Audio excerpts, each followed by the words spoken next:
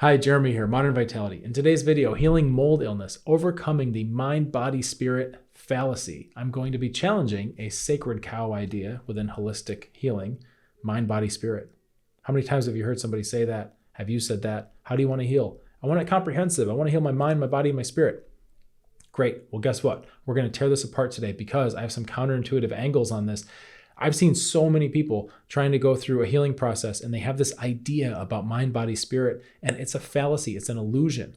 I know I'm rocking the boat here, right? But bear with me, okay? For those that are going to come with me on this little journey here, when we come out the other side, you'll have a lot clearer perspective about what it actually takes to really heal for real and get your life back. So let's get started.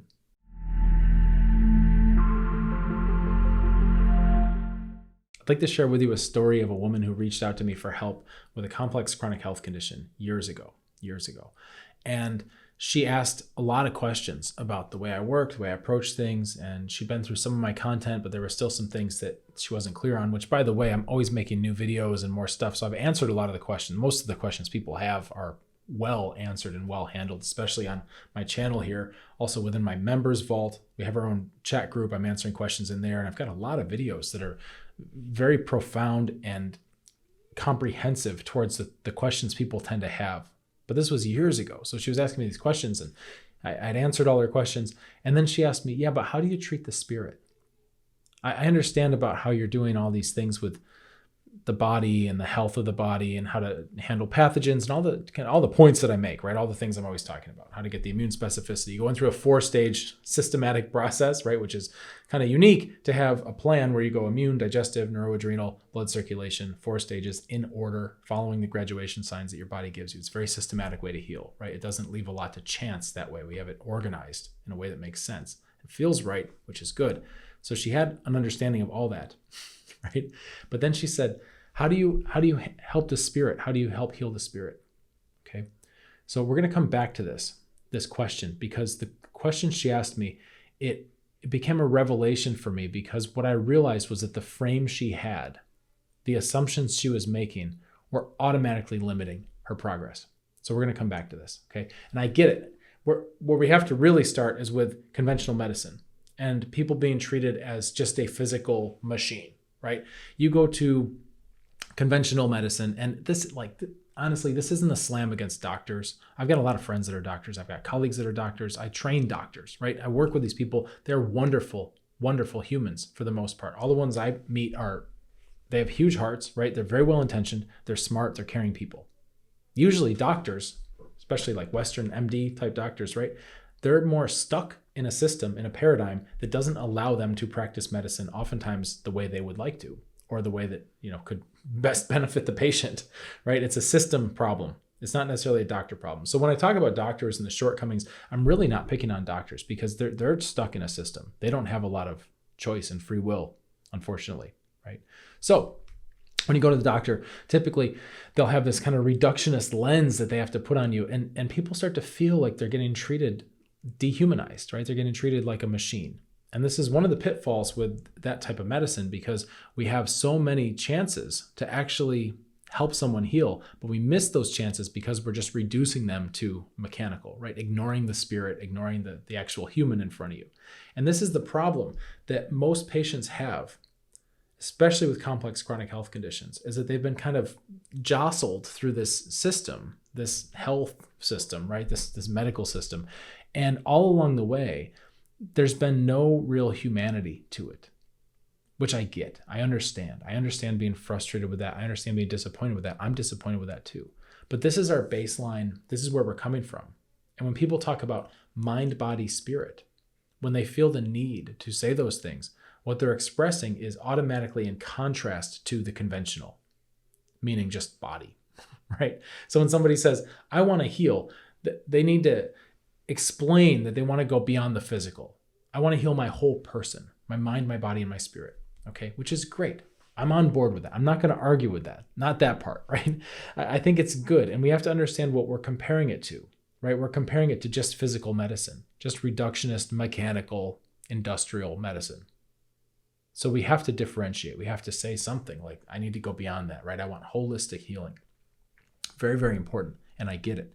However, where we get this disconnection is where we forget that adding these things in is only the first step. So when we say physical medicine, which is just the default baseline, right, which didn't used to be, medicine didn't used to be so sterile and stripped down and basically heartless, right? It didn't used to be. That was the 1900s. This is like a 20th century invention, is to just rip the humanity out of medicine. Okay, this isn't the way it used to be.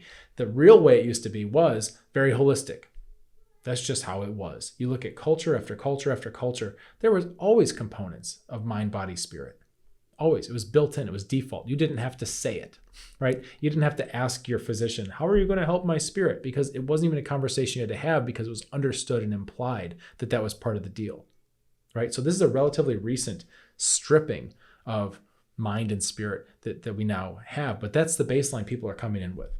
Okay, so this is something I respect, I understand, and I understand the need to specify it. However, let me take you back to when I was going to Chinese medicine school, right? I've got a heavy background in Eastern medicine, acupuncture, herbs, qigong, breathing exercises, dietary, food therapies, all this stuff. It's a wonderful medical system, right? I love it. There's other medical systems that are also wonderful. This is the one I have the most experience with. This is where all my foundational training was done.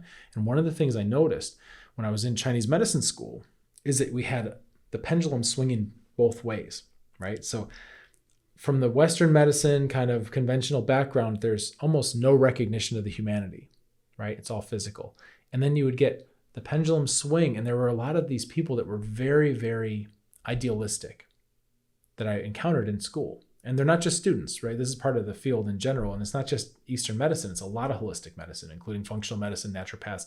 Like there's a lot of folks that land on this kind of far other side, where it's very much about mind and spirit and kind of less concern about the actual physical body. Both of these extremes are missing the point, right? Seriously, we have to integrate all these things, right? The mind, body, and the spirit. We have to integrate these things, which means we have to integrate it, right? I know this sounds obvious, but we have to, in order to integrate it, we have to integrate it. So what I noticed were there are a lot of Eastern medicine folks that were very much interested in treating the spirit, right? Treating the spirit, helping people with their spiritual development, helping people with their kind of their mental landscape. And they would look down on the other people in Chinese medicine who were training for more what you'd consider orthopedic or more physical medicine. So when you think of acupuncture, for example, you might think of shoulder pain, right? Oh yeah, it's good for athletes, good for baseball pitchers, right? They have shoulder pain and we can do something about this. Yeah. And then there are other times you might think of acupuncture and you think, oh, it's good for relaxing and stress and things like that, where it's somebody needs to just lay down and just basically get their whole parasympathetic nervous system just like smoothed out, right? Which is it? Well, it's both actually, as it turns out. But you get these camps, you get professionals who are kind of fighting and going, well, we treat the spirit. So we're not like these, just these mechanics that come in and fix shoulders, right? And then you get the kind of camps of the people who are like, well, this is, I'm actually moving mechanics and helping people get range of motion and things that you can measure and functional stuff back. And I'm not so woo-woo like all these other people who just treat the spirit, right? So I've got to give you this background because I've seen this in my own profession. I've seen it. It's everywhere, especially in holistic medicine. You'll get these camps. And the problem with the camps, the reason why the camps can exist is because there's division, because people say, I want mind, body, and spirit, but they list those as separate things. They think they're making a list of separate things, right? There's no division between the mind, body, and spirit. There is no division. That's the fallacy. Thinking we can divide it is the fallacy. That's where the mistake is. How do I know this? Well, because those orthopedic acupuncturists who treat shoulder pain, right? Yes, they get the pain to go down. Okay? Those people who treat the spirit, yes, they get people to feel calmer and more centered, right? But guess what? That's not the end of it. I once had a conversation with somebody who was very much about, oh, I treat the spirit. It's all about the spirit, spiritual development, and all this. And I said, have you ever had a headache? Have you ever been in pain? Have you ever had an injury that prevents you from doing something you love doing? A physical problem, right? How did that affect your spirit? I mean, come on. You've got somebody, a baseball pitcher, to stick with this example, who loves baseball, loves pitching, and now can't do what they love. How's their spirit? Unaffected? No, they're sad. They're angry, they're pissed, they're worried, they're anxious. And that's normal. The physical and the emotional, spiritual, mental, all that, it's one continuum. They are connected.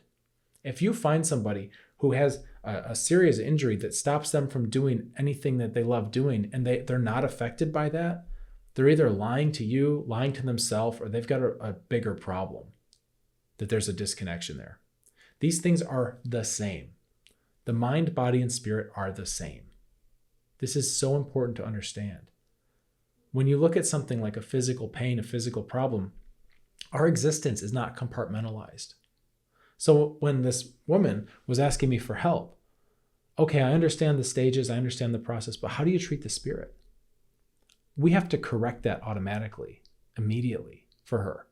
These are not different things. The spirit auto-corrects. If you have a headache and you're miserable because of the headache and the headache goes away, what happens to the misery? What happens to your spirit, right? Being miserable after that becomes a choice, doesn't it?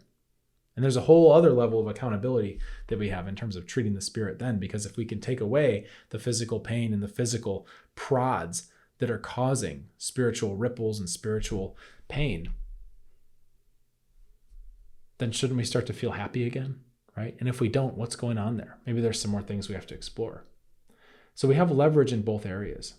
This is one of my little issues I take with a lot of the power of positive thinking type of message. Because when people are sick, when you have a complex chronic inflammatory condition that's starting to take over your life and you don't feel good, right? A lot of times morale starts to go down. That's normal. That happens. That happens. And when other people come in and these influencers or whoever with their little chirpy voices and they say, oh, you got to just think positive. You got to think yourself. Yes, there's some truth to that, right? There is the power of positive thought. Of course. Of course. It's just you lose a lot of leverage. If you have a ton of inflammation, you've got pathogens right around your body and everything's inflamed and you're in pain and your brain fog is so bad you can barely focus from one thing to the next. How are you supposed to will yourself better through the power of positive thinking, right? You need to open up leverage with the physical first so that there's not so much pressure on the mind. And then we can expand into that and then we can think positively and then we can take it from there. But what happens, why I get kind of hung up on this and why I talk about this a lot is because I see patients going through this process where they're inflamed. They're just starting out, right? They're inflamed. They got problems everywhere. The symptoms are all over the place.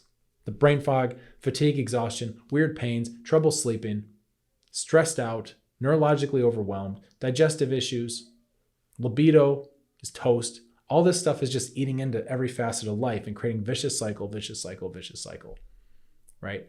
And then you get some chirpy influencer going, oh, you got to think positive. That's your problem. You got to think positive. Think yourself to help. And they think, well, there must be something wrong with me if I can't muster enough positivity to overcome all this, right? And then that creates more bad morale, more mojo leaking out. Because we think, oh, well, these people seem happy and healthy, and they said I've got to think positive. And I just, no matter what I do, no matter how much gratitude practice, no matter how much journaling, no matter how much manifesting and all this stuff, I just can't seem to move the needle on my health. Right. It's the wrong tool for the job.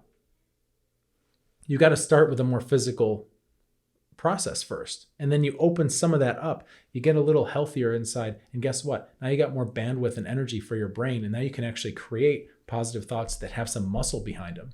And you can start to do that. And now you get the virtuous cycle going where the body's getting stronger and the mind's getting stronger, right? And this ideally is they're going to feed each other, right? But I can't stand the implicit shame that comes in. Oh, you got to use the power of positive thinking. You should be thinking positive.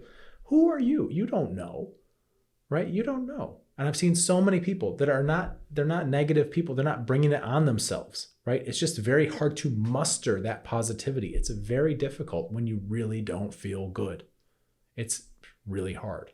And then somebody telling you that's what you should do makes things worse.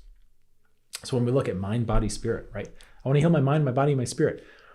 You've framed that already in a way where they're disconnected things. And I get it that we're talking about in relationship to Western medicine, conventional medicine, that we need to expand beyond just the body, right? I get it. However, don't limit yourself with your language because your mind is very powerful.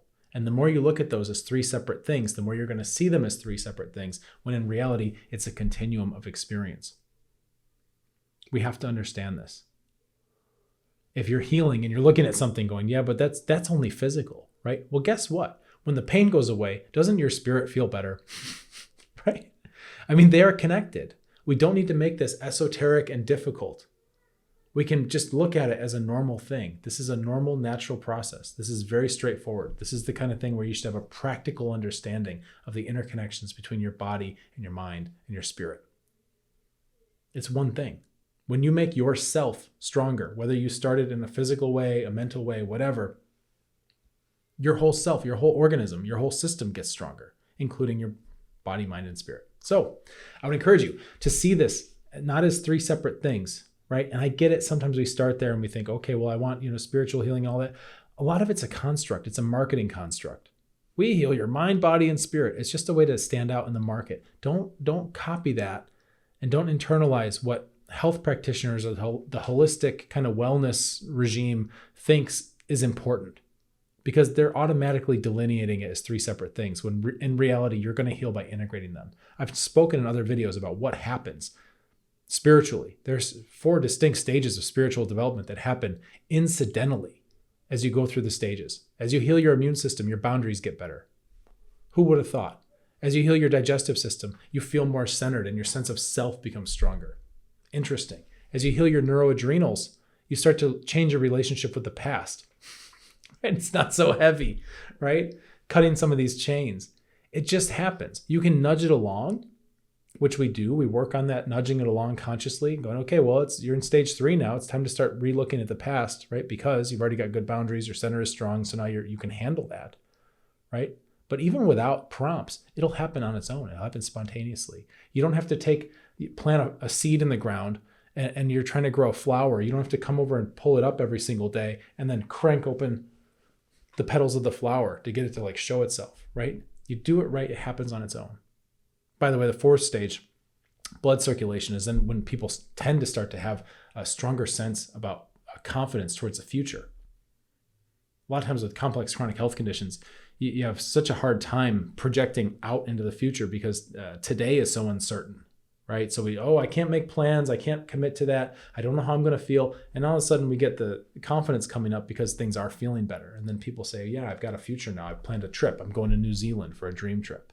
Or I've committed to hosting a party for my daughter's graduation or something. All these little things that most people take for granted of just having certainty in the future. That's actually an earned right and privilege that comes back as we go through these healing processes. And it can come back, and it does. And it's very, very cool. Things like getting a dog, knowing that you have this future commitment where you'll be able to take care of the dog and you'll have the health and vitality to walk it and do what it needs to have a happy dog life, to know you can be there, right? People, if you can't visualize a future because you don't feel good, you will not do those things.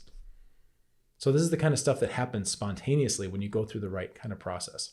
It's very, very cool to observe.